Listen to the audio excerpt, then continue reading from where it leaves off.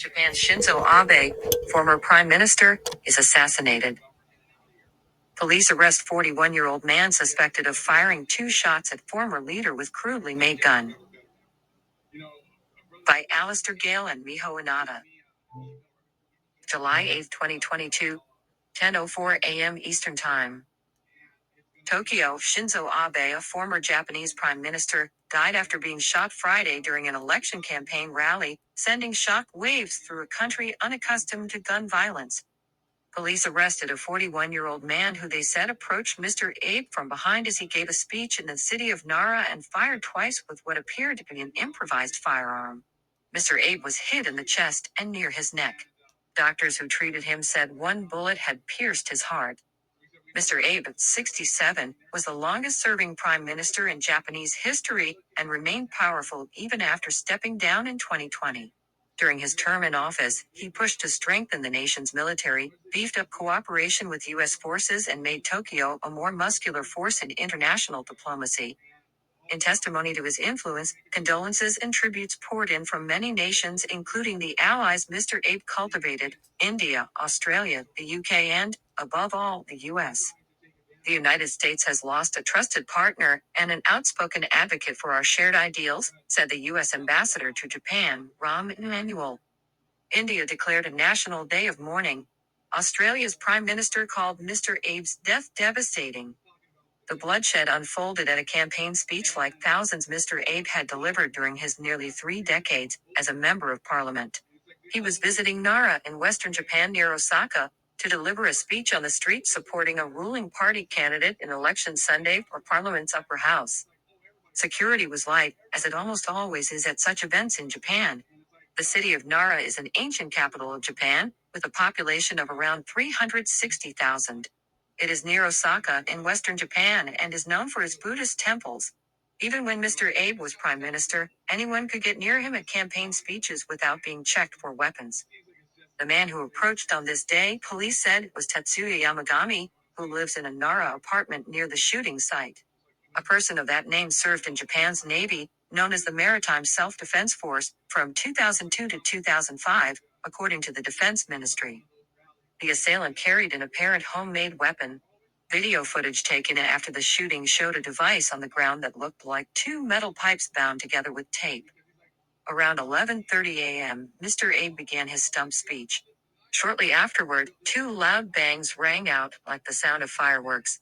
Authorities quickly pinned Mr. Yamagami to the ground and arrested him. But it was too late. Mr. Abe had fallen, stretched out on the ground with blood rushing through his white shirt. A helicopter carried him to a hospital where he was declared dead at 5:03 p.m. local time.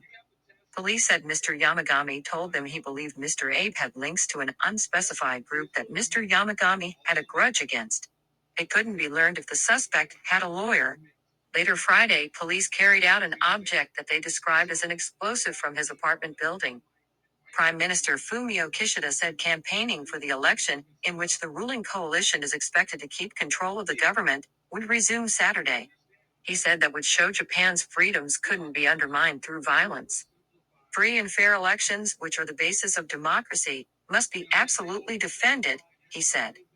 The shooting harked back more than a century to 2 Japanese leaders killed by assassins, former Prime Minister Hirobumi Ito in 1909 and Prime Minister Takashi Hara in 1921.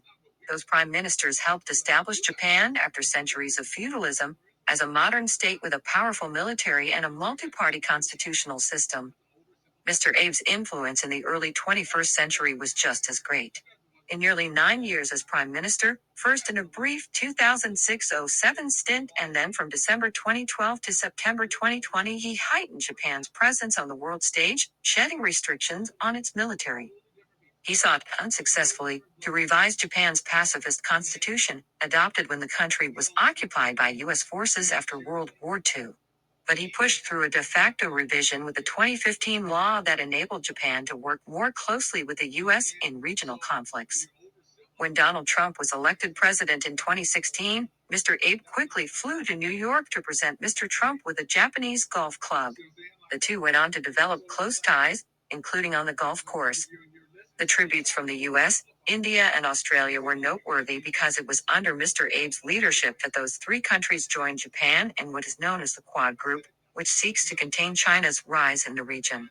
It was Mr. Abe who originated the phrase now widely used to describe the Quad's goal, a free and open Indo-Pacific. President Biden on Friday called Mr. Abe a champion of the U.S.-Japan alliance. His vision of a free and open Indo-Pacific will endure, Mr. Biden said.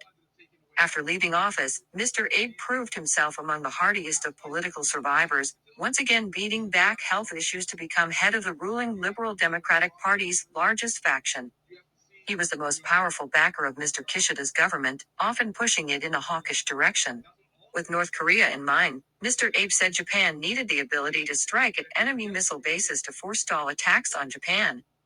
This year, he urged the U.S. to make clear that it would militarily support Taiwan, a democratically self-ruled island, if China carried through on threats to invade.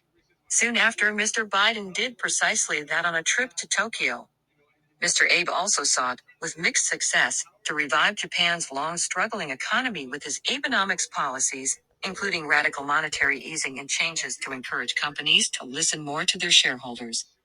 Mr. Abe made significant achievements in getting Japan out of long-standing deflation and realizing sustainable economic growth, said the Bank of Japan's governor, Haruhiko Kuroda, who was picked by Mr. Abe in 2013.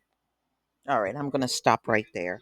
So you have just some idea of his background and, the longest ever prime minister of Japan. And, well, I tell you what, somebody was out to get him because he's gone now. But y'all, please tell me what you think. I mean, look, this is two world leaders in one day.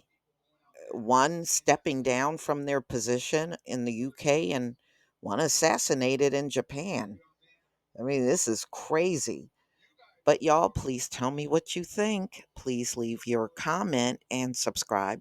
Don't forget to hit on the notification bell, and I'll see you on the next video. Peace, family.